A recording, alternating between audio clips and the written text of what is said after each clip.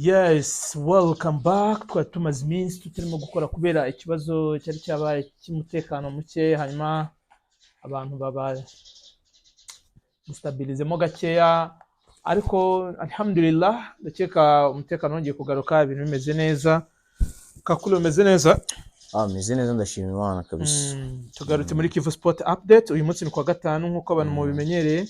Tuba tuje mu makuru ya siporo, ndakeka mukibona Kakule muba mubizi ko nta kintu tugiye kuganira politike, ubuhanzi, business, ahubwo tuba tugiye kwinjira cyane mu makuru ya siporo kugira ngo tumenye ibiri kuvuga mu mikino, mu ekipe yacu hano dukunda za Etincelle, Marine, Rutsiro ziba zikanakinira hano mu mujyi wa Gisenyi, hanyuma tukareba globally no mu gihugu no ku rwego nyine rw'isi uko champions zagiye zikomeza. Kakule, uyu munsi turahera he?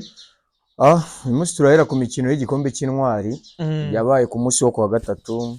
Turaza kuvuga resultat nuko twayibonye, ni imikino nabashije gukurikirana. Imikino yabaye yahuje amakipe ane akomeye hano mu Rwanda. Yego. Niyo turaza kugarukaho, tuze kugaruka kuri transfer market yacu hanga mu Rwanda. Urabizi ko isoko rishobora gufungira ijoro. Yego. Ku itariki ya 31 z'ukwezi kwa mbere. Turebe uko amakipe yagiye yubaka amwe namwe, yaba ayacu hanga y'Igisenyi, yaba n'ayandi y'i Kigali no mu tundi duce. Turebe uko byagiye bimeze, ariko turibanda cyane mu Rwanda kuko i Burayi ho aka kanya nta bintu byinshi twavuga. Tuzagerageza kubivuga mu kindi gihe wenda. Yeah, so ku gikombe cy'intwari Rayon Sport igira gutya irasezererwa.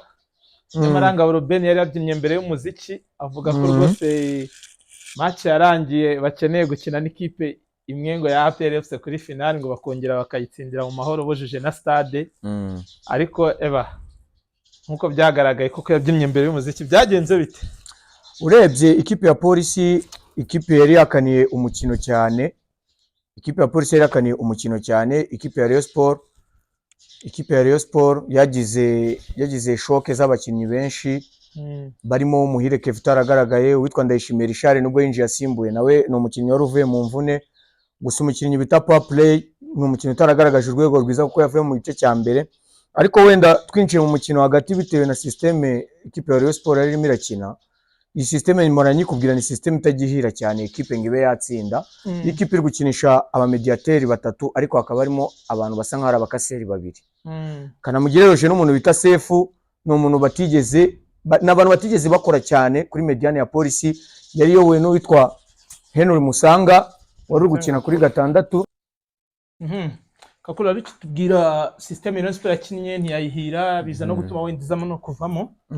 Kuko urebye Rayon Sport yaburaga abakinnyi benshi. Witwa Aziz Basane bari bamubanje hanze ku mwanya ku ruhande. Rayon Sport yari yakinishije witwa Adama Bagayogo n'undi na Iraguha Haji, nibo bakinye ku ruhande. Nyuma rero Aziz Basane yaje gusimbura na Copa Play, yaje gusimburwa na Aziz Basane. Nibwo Bagayogo nawe yagiye ku 10 biza kwanga, nyuma baza gushyiramo Ndayishimiye Richard nawe wari ufite ikibazo cy'imvune utarabafashije cyane mu mikinire yabo. Gusa nyine ni umukino wari umukino w'imbaraga, wari umukino w'imbaraga cyane. Rayon Sport yaje kubanza igitego kare ku makosa y'umuzamu Patience ufatira ikipe ya polisi, waje gusohoka n'abagongana n'umudefenseri we, umupira wigwira kuri Iraguha Haji ashiramo igitego hakiri kare cyane. Gusa polisi ntiyacitse intege. Polisi yarafatiranye igice cya mbere kigiye kurangira, utwa Henry Musanga atsinda igitego cyiza cy'umutwe cyane. Polisi irakomeza irataka, irusha Rayon Sport irayirusha, bigaragarira buri muntu wese wari uri ku kibuga. Nyuma rero nibwo uwitwa Kadim Diaye yaje gukora ikosa rikomeye cyane. Ikosa yari isifuriye ngo bamukoreye ikosa, aza kuniga umukiri, aza gufata agakubita ibyiringiro akantu k'inkokora, baza kumuha ikarita y'umutuku. Rayon Sport irahangayika mu minota 10 yari isigaye n'inyongera y'iminota 7, irahangayika cyane gusiza kwihagararaho. Baza kugera kuri penalty, polisi iza gukomeza kuri penalty 4-1. Ndakeka nimba ari 4-1 batari 3-1. None ariko mbere yaho hari habanje umukino wahuje ikipe ya APR FC n'ikipe ya Sudo Kigali. Yego. APR iza gutsinda ibitego 2-0. Ako no mukino nakurikiranye, haje kubamo Simba nahita Sakirirego niba ari ibiki. Igitego cya mbere APR yatsinze cya penalty, musifuzi yatanze penalty bashose umukinnyi mu gatuza. Witwa Welbeck badepoje umupira umukubita mu gatuza, umusifuzi asifura penalty. ya APR. ya APR. Nibyumvikanwaho rimwe barashwana cyane, urusaku rwinshi, Welbeck baza kumuhereza na carton jaune, ariko nyine APR iza kubona iyo penalty, iza gutsinda n'igitego cyiza cya kabiri, kufra yatewe neza na Nibizi Ramazan, kufra nziza cyane, uri kubona ko uruhare rw'umuzamu mugufi wabashe guhagarara nayo muzamu, n'ubuhanga bwa Ramazan ku bintu byo gutera amakufra ku bantu bamuzi, aza gutsinda icyo gitego. Ariko umukino wa AS Kigali urangiye, mu byo twahuriranya, ibintu bikunze kubaho cyane, ibi bintu bikunze kugarukwaho cyane n'abakinnyi bo mu Rwanda, ibintu byabaye kuri umukinnyi bita Eto, biba ku mukinnyi bita Butera.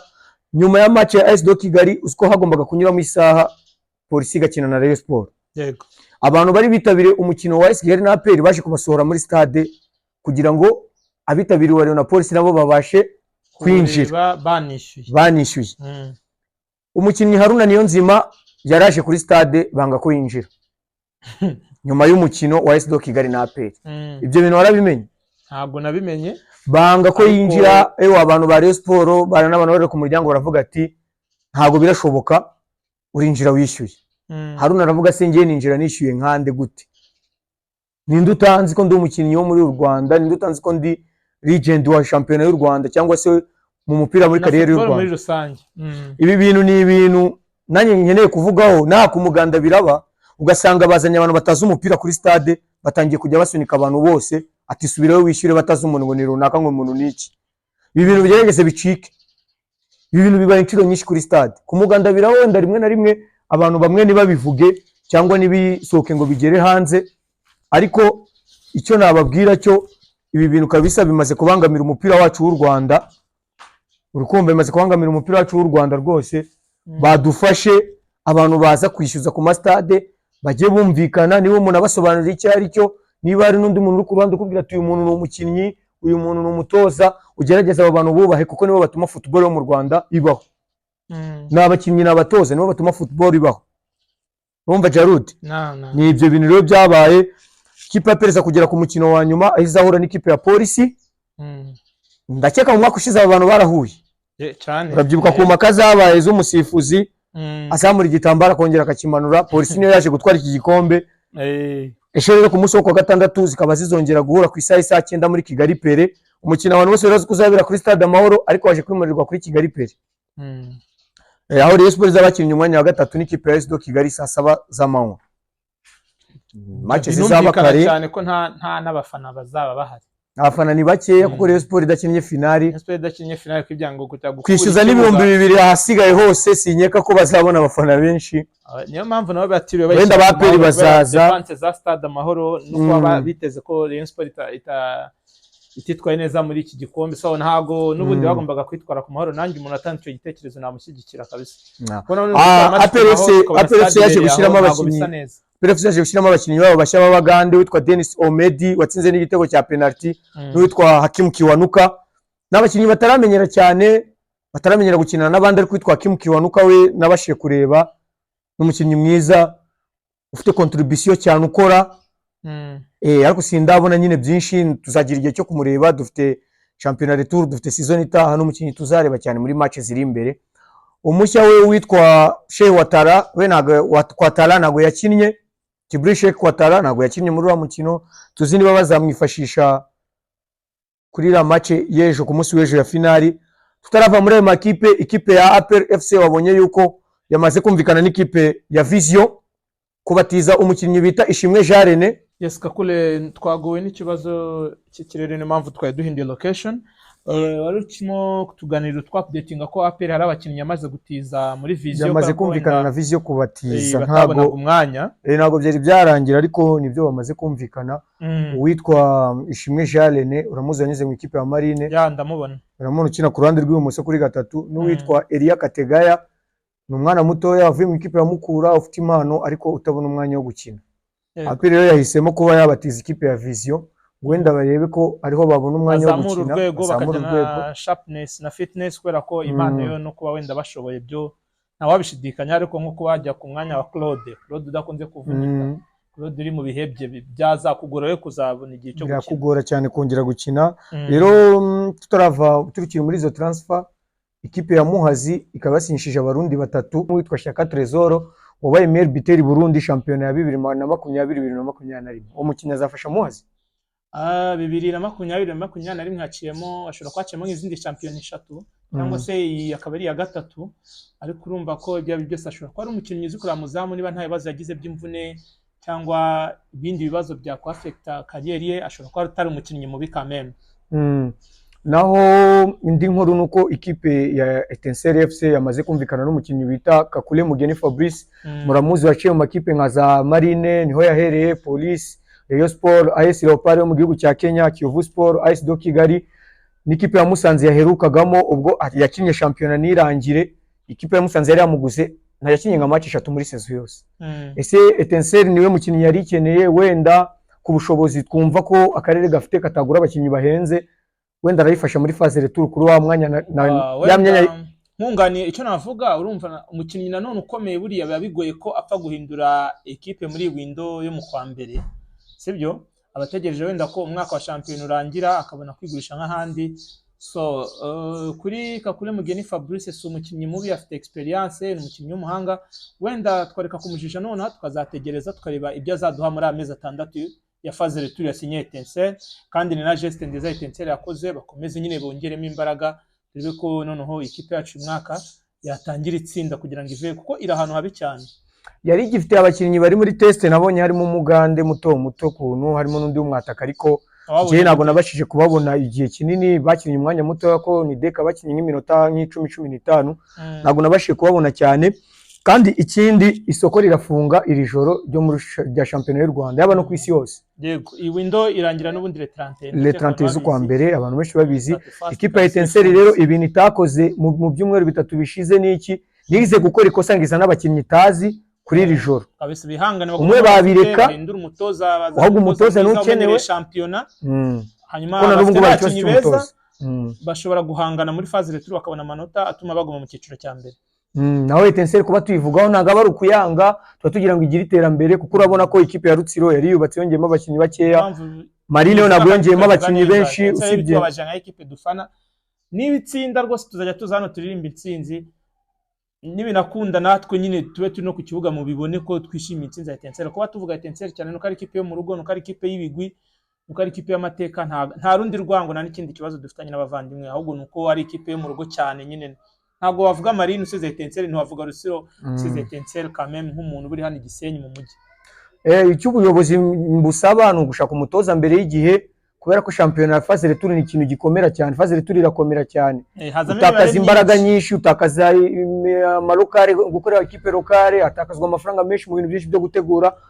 Ni ibintu rero bagomba kwitegura, bakazana umutoza umenyereye shampiyona kugira ngo azafatiraho ibintu bigeze, kubera yuko na president wa Etincelle ntago yishimye, nabo barabizi ko atishimye.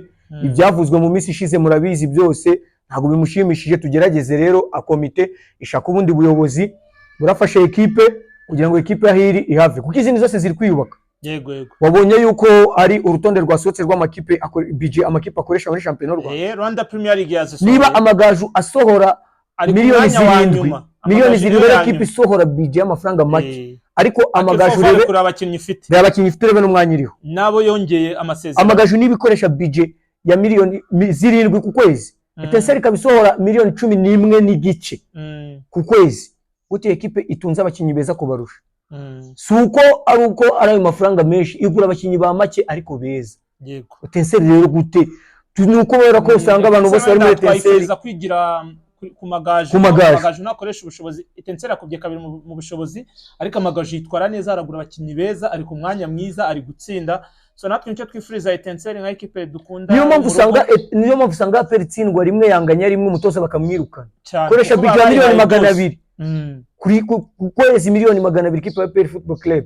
Rayon Sport ikoresha miliyoni 50, APR kubye Rayon Sport inshire ahubwo Rayon Sport simpamya ko juje 50, 54 ni za Police ikoresha 50. Kumva rero nako ikipe ikoresha amafaranga ngana gutyo yabura kurwanira igikombe. Etincelle nako tuyitumye igikombe, ariko tuyitumye kwitwara neza, bikagihora iboneka mu myanya ikipe zimanuka. Imyanya 8 ubundi ugaruka imbere abari imyanya myiza itangana. Ikipe ya Rutsiro ikoresha budget ya miliyoni 16. Kipe izamutse ejo bundi kandi akarere ka Rutsiro simamya ko gakize cyangwa se kurusha akarere ka Rubavu. babona fees zivuye ku mastade kurusha Rubavu. Etincelle tugerageze ubuyobozi budufashe, ekipe bayishyire ku murongo, ibisabwa babikore, ariko ibi bintu ntibizasubire kuko ibi bintu bibaye imyaka myinshi tuhora tubiririmba. Imyaka myinshi Etincelle zigarukira ku buce. Bihangane umwaka bidefande muri phase retour, natwe reka turebe, hari imikino 15 yo gukinwa, turebe amanota menshi cyane. Ubu ngubu uragenda ubone utuntu ngenda na updating. Ikipe ya Bugesera WhatsApp mambikurikiye. Ike abantu bakurikirana WhatsApp yanjye cyangwa Instagram cyangwa Facebook. Ikipe ya Bugesera. Ikipe ngije ibitego 16 nayo maybe. Fite umukinnyi ufite ibitego 6. Etincelle twinjiza ibitego 7. Nusugo ngubwo kumva nyiri ikipe. Nabwira mushaka umwataka ngo nta mwataka. Ismaila Morezi saravunitse. Kandi abazi imvune ye barakubwira ko atazagaruka vuba. Kuko tudashaka umusimbura. Mwo kandi ashobora ko yaje muri Etincelle imvune ifite. Nkuko byumvikana Etincelle ikeneye mwataka. Twakemura ikibazo cyane 8 cyangwa wakina 8 cyangwa 10. Ariko ntabwo turakemura ikibazo cy'umuzamu mukuru. Turakemura ikibazo cy'umwataka. Kandi turi ku masaha make isoko rigafunga. Imyanya bifite igisobanuro cyinshi mu kibuga. Umuzamu twarabarangiye abazamu bari hano hanze bari ku isoko. Bari ku isoko. Ikipe Etincelle yashakamo kandi b'abanyagisenyi badufasha. Yaba habaruye Magahungu batandukanye na Bugesera aba Boneri. Dafite ekipe ari gukora imyitozo ku giti cye, abona abazamu mwashakamo umwe yadufasha muri phase retour, n'umuzamu mukuru umenyesha shampiyona. Sibyo wenda mwatakaho nawe mfite nabarangira aka kanya, ako nabo hari nabo badufasha. Ugihereza ura mwana Sajati mutoya kwa bagoye komereza umwanya gakina, hari umurundi witwa Frank, hari Mukogorya, abo batatu badufasha gusukuma phase retour, ibindi tukazabireba muri shampiyona. Kandi n'abakinnyi beza, ahubwo harabura umutoza mwiza Etincelle na effectif menyere shampiyona ahangane ni phase retour. Wenda niba twaratakaje amanota muri phase are, hari n'izindi wenda zatakaza muri retour, wenda natwe tuzamuka retour twihangane match zacu zo mu rugo tsinde kabisa. N'abafana muze kuri stade, abafana nabo baje gushyigikira n'umweru. Abafana twihangane, abafana by message mwihangane, muze mugaruke ku kibuga dusupport ikipe yacu. Tuvugiriza induru, ariko ikipe yacu ubona ko tuyishyigikiye. Ibo niyo support nicyo gito. Ikipe ya Marine yo ntago yigeze yubaka cyane, ndibasha kubona intsinzi. Usibye Nsengiyumva Mustafa wasinye ikipe ya Marine. Ibintu narabitangaje, bamwe baramentioninga turabeshya ati ni ibiki, ariko ndizera ko abarebye match ya Musanze na Marine baramwiboneye. Match ya Gishuti ya Musanze na Marine yabashije kujya mu kibuga. Ntabwo dupfa kuvuga inkuru tutazi, nakagira abantu bavuga ngo tuvuga ibyo tutazi. Ntabwo naza ngo nkubwire transfer y'umuntu mba nyifitiye fact, mba nyizi neza. Abakinnyi benshi baraziranye, ntabwo ari kuvuga yuko nakubura amakuru, n'amakuru nibere ku kibuga. Sinza kubwira ibyo Kigali kuko akenshi ntabwo mba mbizi, nanjye mfite wenda aho mbikura. Yego kubandi wenda bari hejuru yanjye baba bari muri yo Kigali, ariko n'amakuru y'Igisenyi wambeshye cyane. Ni updatinga Etincelle na Marine Rutsiro, ayo makuru mbanyafite, imyitozo ndagera mba mari, yo makuru yose mbanyafite rwose, nta kubeshya bizabaho. Sibyo? Yego ya ni ibyo ngibyo ndakeka, ni ibintu byinshi tuzavuga. Shampiyona zagaruka tariki 8, tureba Marine yakira Gasogi, Rutsiro yakira Polisi, ni imikino ikomeye. Yego match ya Polisi ni match mugomba gukurikirana live, tugomba kuzaganira cyane n'abafana bazaba bari kuri iyo match y'aba Rutsiro maze kwigarurira imitima y'abantu benshi. Ya Etincelle izaba yasohotse yagiye ku Magaju, turayifuriza intsinzi. Etincelle ikipe yacu shampiyona iraje irakomeye, match ziregeranye, ni match nyinshi, no kugira ngo dusenyere umugozi umwe. Ekipe nta kibazo cy'ikirarane ifite ku mishahara, ziko bahemba akarere bahemba, wenda ku kwezi kwa mbere niko batari bahemba, ariko akarere turabizi ko kari kubatekereza. Habayemo n'ikibazo, ikibazo cyabaye natwe abantu bose twese turakizi, ni ikibazo cyabaye kitubuza byinshi twari turimo gukora irahagarara. Ariko wenda ubu ngubu turashimira leta yacu ko ibintu iri kugenda ibishyira mu buryo, turakomeza gukora natwe tuba updatinga, tuzi ibiganiro byiza, ubuzima bwagarutse neza, n'abahunze mushatse mwanataha. Ya mwanataha nta kibazo kirimo kabisa, ariko nta muntu dufitanye nawe ikibazo. Abirirwa bavuga ngo dufitanye nabi ibibazo, ngo bazajya kuturega kuri za RIB, ntabwo dufitanye ikibazo n'umuntu, kuko ibintu tumentioninga ni ibintu tuba twiboneye. Nta n'umuntu tuvuga ngo ngukira ngo iki, ahubwo buri muntu akora akazi kiwe, kandi yubahe mugenzi we mu kazi, kuko akenshi nta muntu ubakoresha undi. Nibyo byiza rwose. Ikintu kiba cyatumye tuza tukajya kuri mikro tugacanika abayazi kabaho, ntabwo ari kugira ngo twangize ubuzima bw'abantu cyangwa twice kariyeri z'abantu. Intego n'ubundi ni ugutezanya imbere, bitagenda ukabivuga bigakosoreka, ibigenda nabyo tukabishyiramo imbaraga. Ujye wibanda mu kibuga cyane wenda, ko n'ubundi simpamya ko n'ubundi ujya hanze cyane, ariko reka noneho mbigusabe tujye twibanda mu kibuga cyane gusa, tuvuge ibigaragara nk'uko nyine bigaragara ko Etincelle ikeneye mwataka. Rwanda Premier League yagiye postinga ku ma social media platforms bakoresha ibitego buri ma equipe yagiye atsinda n'abakinnyi babitsinze. Etincelle nyine biragaragara ko mu gutsinda ibitego rero sinzavuga ibyo ejo mu gitondo duhure ngo ibasiye Etincelle ngo ibiki kandi imibare uyibona kandi Rwanda Premier League yabisohoye ibyo ngibyo rero hari abantu benshi birirwa bavuga ngo Etincelle ngo niyo tuba twibanzeho nawe tuyibandaho kuko niyo tureba kandi natwe turayikunda ntabwo ariko tuyibandaho kuko tuyanze nuko wakusanga umufana yicaye hariya akakanya ndi kuvuga nk'umunyamakuru cyane tuvuga nk'umufana nk'umukunzi wa Etincelle ibitekerezo byanjye ureba match sibyo na president Etincelle duwe namubwira igitekerezo cyane nk'uko umufana yahora nawe akakimubwira ni ibintu tugomba gukosora kandi umubano mwiza uba muri equipe ukabaho rero ku bafana ba APR baremba ati nta mutoza dufite kandi n'abayobozi bakabyumva. Okay, nibyo ngibyo twari tubafite rero kuri uyu munsi ntabwo twari tubafite amakuru menshi cyane usibye izo transfer twari twabanyuriyemo uko amakipe ari kugenda yubaka imikino ya gishuti igenda iba uko Marine akinye na Musanze Marine itsinda Musanze igitego kimwe ku busa cyabonetse ku munota nyuma gitsinzwe n'umudefenseur umwana muto ukina muri Marine bita Confiance. Ibintu byiza cyane kuri Marine gukomeza gushaka imikino ya gishuti irayifasha cyane kandi ikipe ya Marine urabona yuko iri gukora reka ikipe zigira umusaruro. Marine ikora tize kabiri ku munsi niyo igihugu umusaruro ugomba kuboneka. Niyo mpamvu niyo match ya Musanze rwose yarabafashije cyane kandi ubundi bizabafasha no muri shampiyona kugira ngo bafate. Na Etincelle yari ikeneye umukino wa gishuti muri weekend wenda igategura ku match y'amagaje ariko wenda ntibyakunze ariko turasaba akarere rwose ikibazo cy'umutoza bagikemura hakiri kare umutoza wo kuza gufasha abahari wenda nabo si babi ariko wenda hari experience badafite kuri izi kipe zacu zangaha kubera ko bamenyere no kungiriza cyane. Hari igitsure baba badafite hari igitsure wenda baba badashira abakinnyi runaka nk'ubu ngubu hari abakinnyi badahari kugeza n'ubu ngubu dufite champion hasi ari ikibazo gikomeye. Kakure twasoreza anga tukazasubira wenda nibikunda ku cyumweru cyangwa se kwa mbere sawa inshallah. Mwakoze rero kuri iki kiganiro mukomeze mutanga ibitekerezo n'abaterankunga bacu bagarukaho ntubibagirwe Janati Auto Paint noneho Kakure urabona nk'iryo karori inyuma yawe naribonye kabisa ubu ngubu kwa Janati imeze neza cyane ubwiza ukuri ugezeyo afite amakaro menshi meza cyane amarangi gahunda ziracyakomeje hanyuma ndaza kumubaza niba na branch y'Igoma yatangiye gukora kugira ngo n'abantu batureba bana Goma Mambo vipi muze kugerayo abakeneye kusanura amazi yabo yagize ibyago kubera intambara n'abari kubaka ku mpaka watangiye gukora kugura kwa Janati amarangi meza hanyuma n'abantu bari basaba ibisobanuro wenda ku muterankunga wacu wa kabiri Mariam Furniture barari iki kiganiro wenda nzababwira uko bimeze reka dusoreza ngaha. Ciao.